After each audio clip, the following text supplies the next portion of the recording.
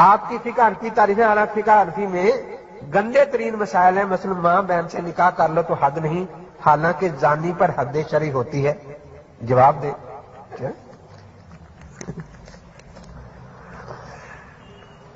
دیکھیے مسئلہ پورا سامنے آ جائے تو بات ویسی ختم ہو جاتی ہے. ہماری فقہ حنفی کا مسئلہ یہ ہے کہ ماں بہن سے نکاح کرنا بہت دور کی بات ہے. صرف کوئی اتنا کہہ دے کہ بہن سے نکاح جائز ہے، وہ اسی وقت کافر ہے، مرتد ہے، واجب القتل. آپ کسی حنفی مدرسہ سے فتویٰ لے لیں، فتح القدیر اٹھا کے دیکھیں، طحاوی اٹھا کر دیکھیں،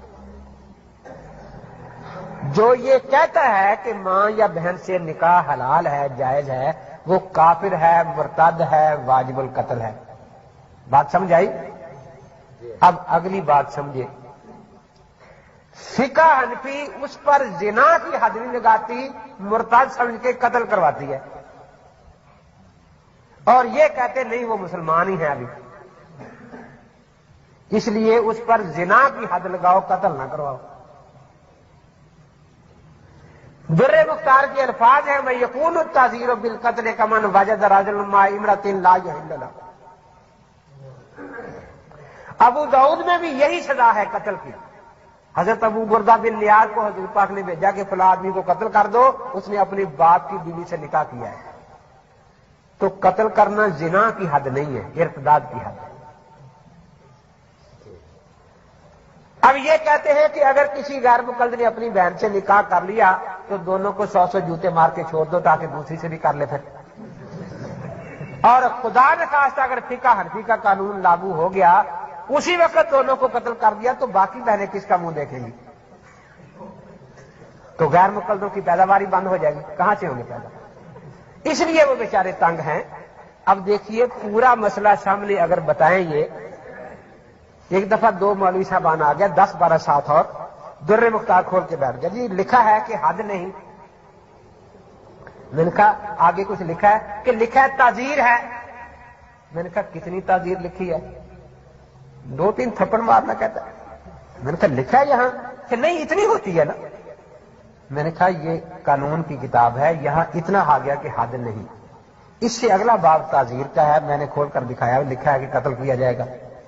وہ جو 10-12 اسی کتاب میں لکھا ہے. میں نے کہا یہ خود لے کے ہے، اسی میں لکھا ہوا ہے ہماری کتاب میں.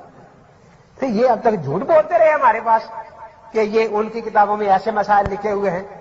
میں نے کہا بات صرف یہی ہے.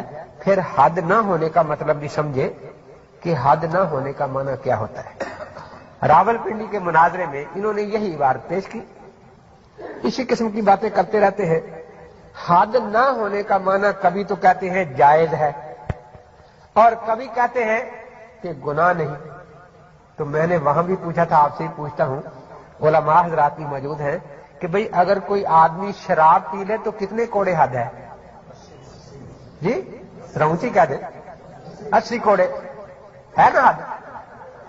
اور اگر کوئی پیشاب پی لے پھر کتنے کوڑے حد ہے؟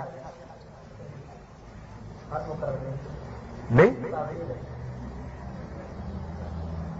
اب اندازہ لگاؤ کہ شراب پر حد ہے، پیشاب پینے پر کسی حدیث میں حد نہیں.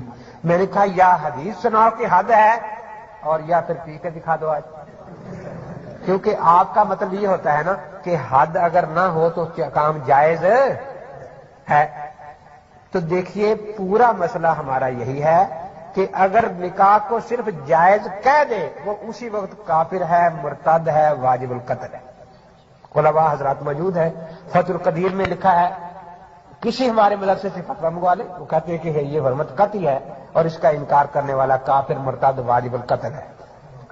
دوسری بات آپ سے پوچھتا ہوں کہ نماز 5 وقت فرض ہے نا؟ اس کا حساب ہونا ہے جی. وہ تو آئی نہیں ان کو. تو یہاں کسی نے نکاح کیا ہے ماں یا بہن سے جو رکا آ گیا جی؟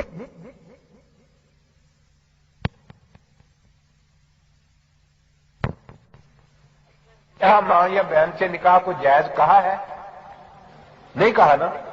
کسی نے اس کا نکاح کیا ہے تو اللہ بندو تم سے پوچھا یہ جانا ہے جو تم کر رہے ہو. نماز سب سے پہلے پوچھی جانی ہے. وہ نماز سکھا دو کہ کیا ہے.